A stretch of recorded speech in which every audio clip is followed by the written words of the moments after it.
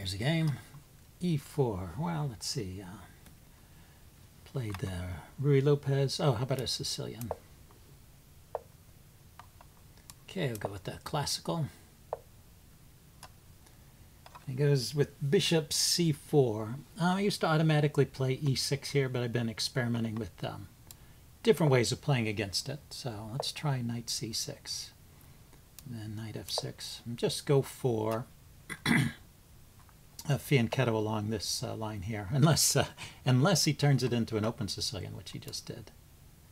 So this could be a line in the Clasical where he developed the knights first, and then in this position, after the exchange here, he developed his bishop. So then e6 is the normal move, so let's go ahead and play it. Just blunting this bishop. Maybe you get in d5 at some point, but maybe not.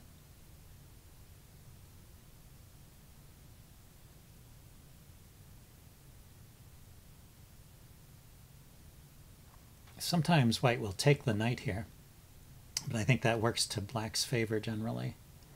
I mean, it does weaken the e5 square by removing this knight. So if you play, after the exchange, you play d5, you may be able to push e5 in some cases. Not here with the bishop there, but after the bishop retreats. So it's pretty normal after a few moves for white just to retreat this bishop to, to b3.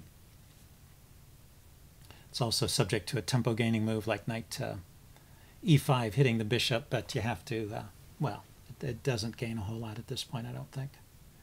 So just normal development, castling, then pushing the queenside pawns, making these pieces a little uncomfortable over here with a6 and b5. Also be careful in this setup.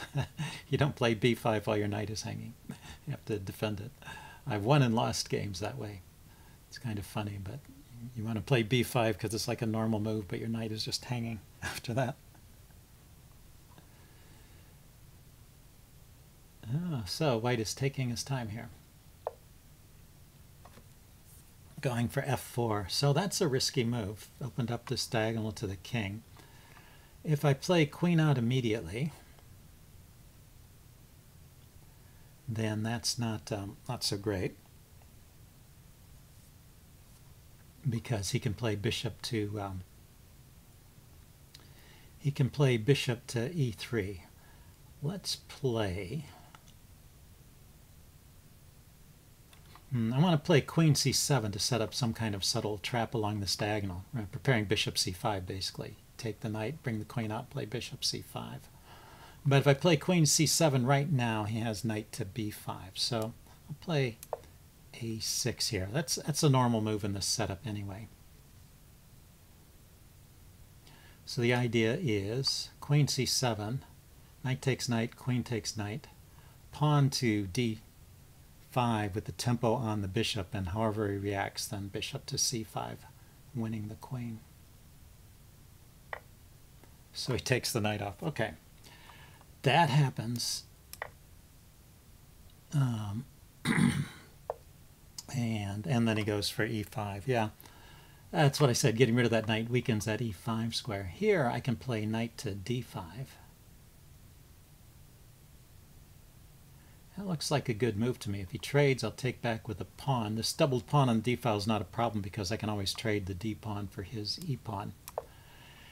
The issue, I mean, not the issue, the problem I will have to be careful of is that the f-file will open up at some point.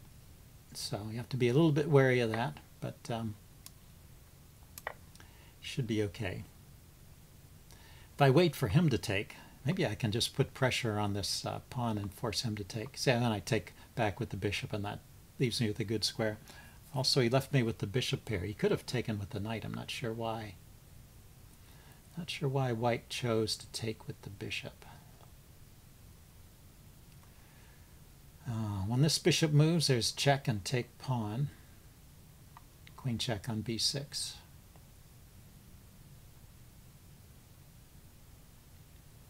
If white wants to be aggressive, he can just continue right away with the kingside attack and push on with f5.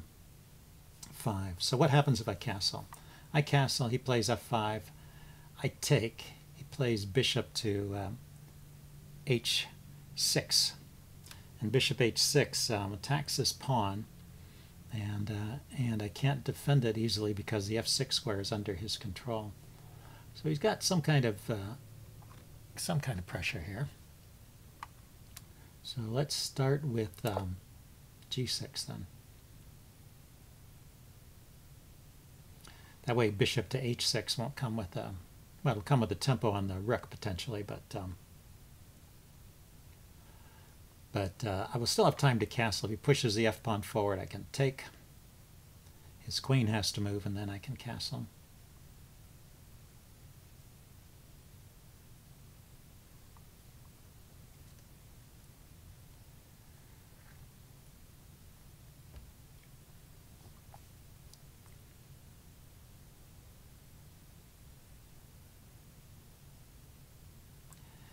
And yes, I still have the check on this diagonal for what it's worth.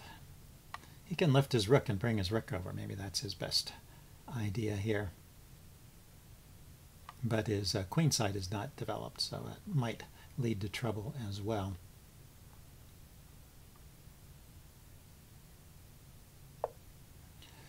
So he's bringing his knight around. Okay. Maybe he wants to play c5. Maybe he wants to play knight g3. Knight, or push the f-pawn and play knight f4. Or knight g3 to f5. Not sure. But I think I should castle here.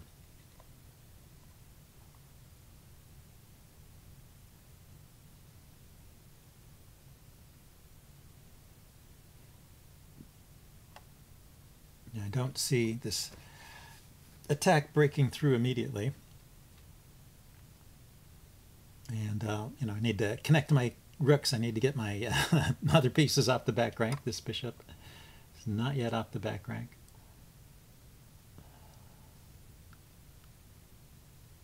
And see what I can do. Yeah, he's got this kind of setup where where the board is kind of chopped in half, as they say.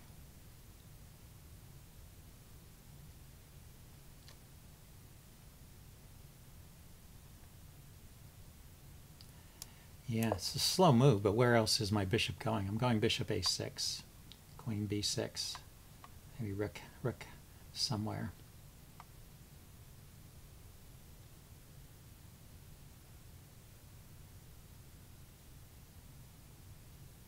Because of the pin here, if he pushes the pawn, I can take, he can take back.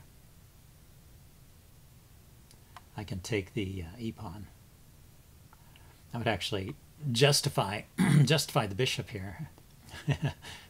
Taking the bishop does help prevent that pawn from coming to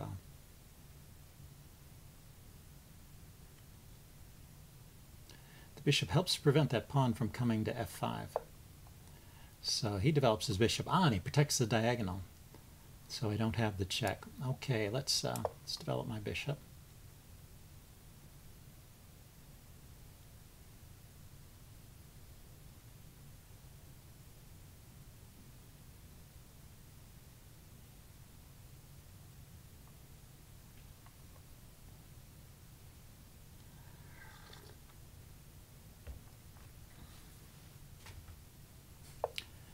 Ah, he moves to the side. I was wondering if he would just lift it. Rook to f3. I didn't know what I would do, but his pieces seem kind of clogged up over there. They don't seem like there's a great way for them to come forward. His knight can hop into h5 and look at these squares. So it's not like this is senseless what he's doing. Okay, let's get the queen involved here. This actually threatens to take on e5, I think. I think I would take there.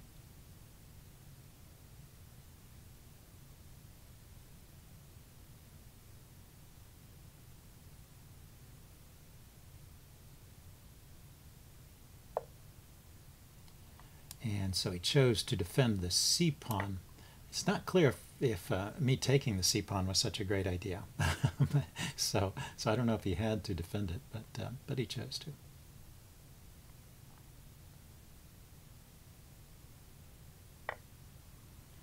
So queen here.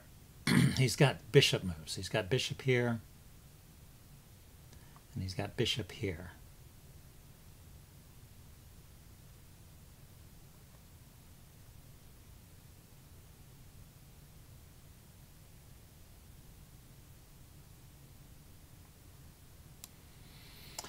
Let's get rid of that dark squared bishop. It looks like a dangerous piece. This pins it against the king, so it can't move.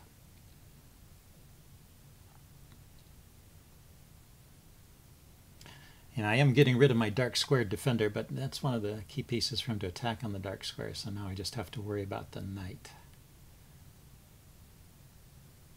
After this exchange, I get a tempo with check, and then I can bring my queen back here.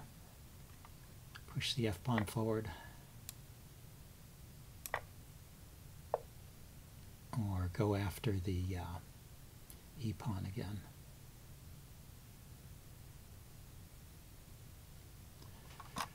Okay, what about the move f5 right here? It hits the queen, and if the knight takes, I can take with either the pawn or the rook, so I am still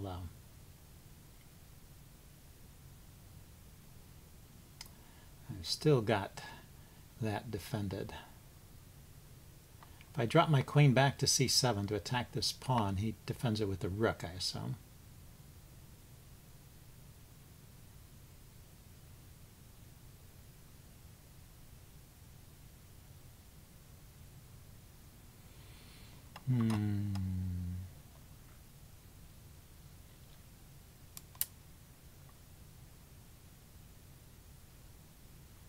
Okay, let's go to c7 and make him defend the pawn anyway.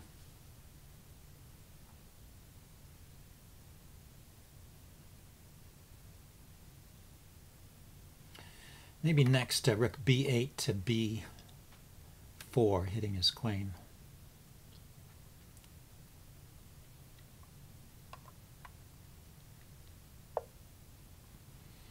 Okay, he defended it. So, yeah, first I want to get my queen over here. I was realizing that his queen coming forward.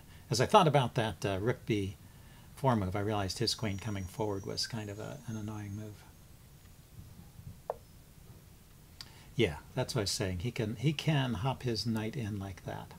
Now, can I do something immediately to annoy the queen? Queen here, queen has to drop back.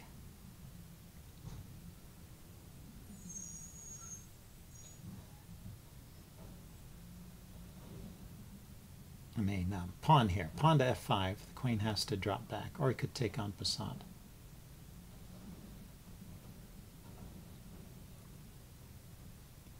I kind of like that, though.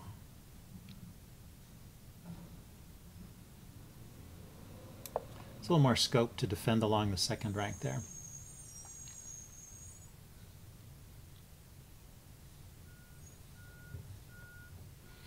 I can potentially just give up the exchange here on f6. That might be a way to play this.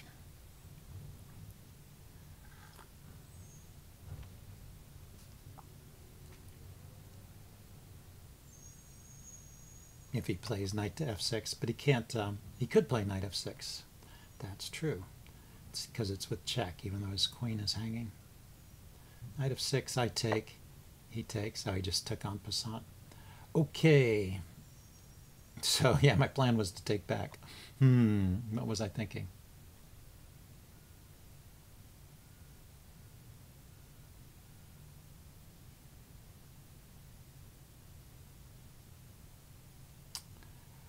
What was I thinking?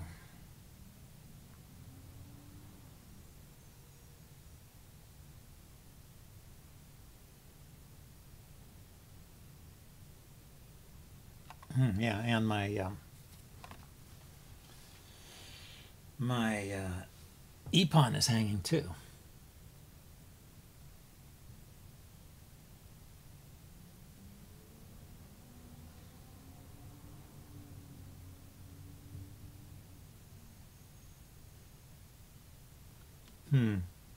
That's terrible.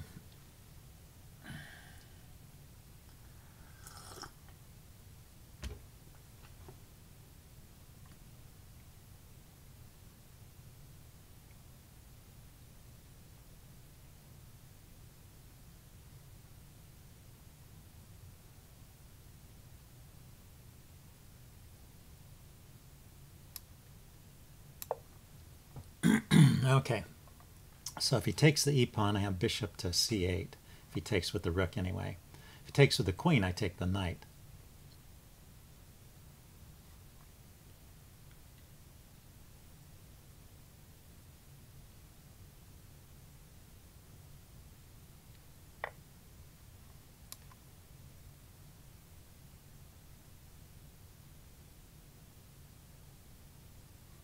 Yeah, I have bishop c8, but he has rook to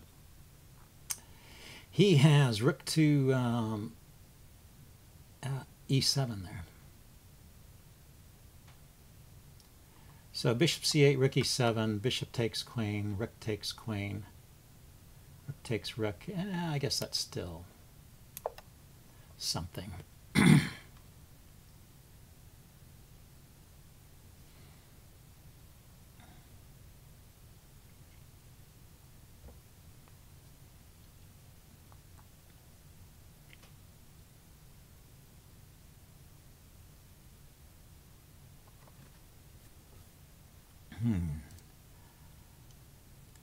After bishop takes queen, as his knight is hanging too.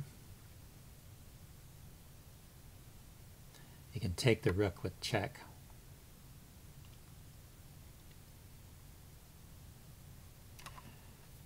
Yeah.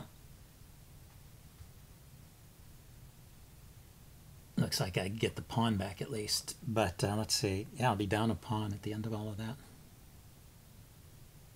So that is rook e7, bishop takes queen, rook takes queen. Oh, I play rook takes rook. I was thinking he had rook takes rook check, but it's my turn to move there. I play rook takes rook. Yeah, so I come out ahead. Well, yeah, so that was an incautious move, that bishop takes e6. Got him into trouble. Of course, my move pawn to f5 was a mistake too.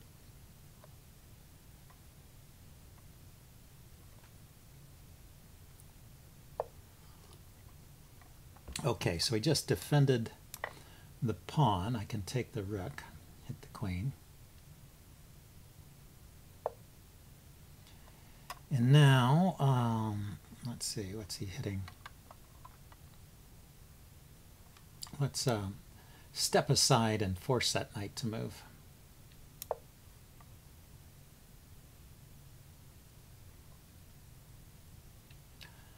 Unpin and force the knight to move. Okay, and then there I can block access to this pawn, so I can round up this pawn. I'm just a rook up here, so this should not be a problem. If I take here, he will take there.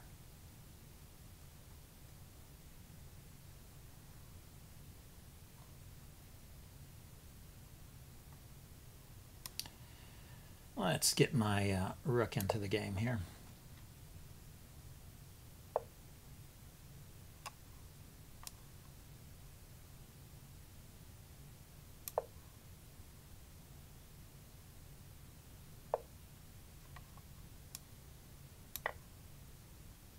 Just to simplify things a little bit.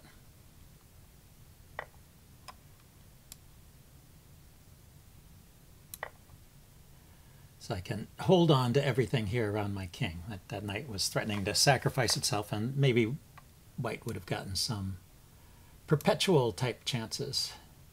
Chances for a perpetual. Yeah, I was thinking my queen was defended. So I was going to take with the bishop. Now the bishop is defended, so I can take with the queen. That works. And this will still be okay if I just block with the queen, right? I guess he's going to, but I have pressure on the queen. So he is, at the end, he's going to try and pin my bishop. But I have a check. Okay, so he got away from that. So let's defend the rook so that my bishop is not pinned. And let's see, what have I got here? I'm a piece up. Let's cover the entry square here. And 3 pawns versus 4, so that should be enough for a win.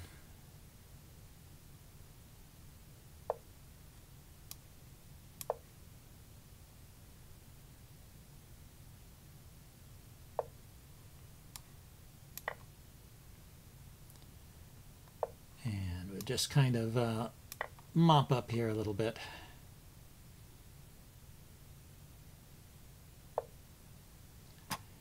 Okay, he wants to hold on to his pawns. I guess that's his best chance. Okay, so let's start pushing this pawn here.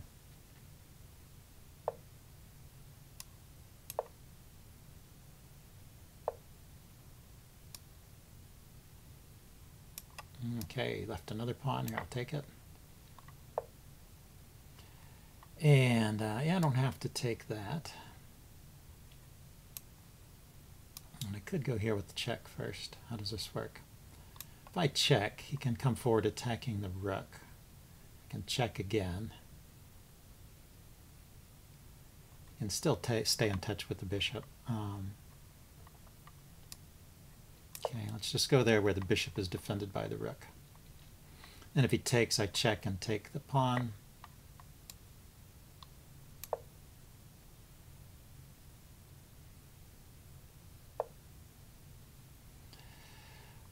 He's being stubborn. If I take with the bishop, he can pin it. Oh, he'll take my rook if I take with the bishop. If I take with the rook, he can check here and win my bishop. So he is being stubborn.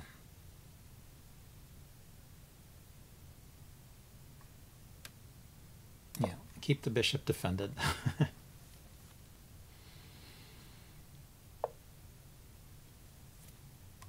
And let's go here with the bishop.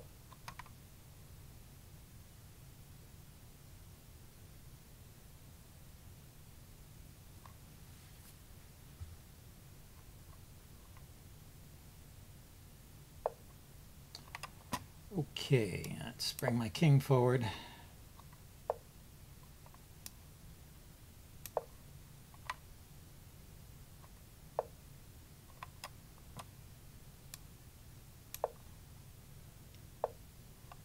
This is a winning rook and pawn endgame with the two outside pawns, so it's not a problem.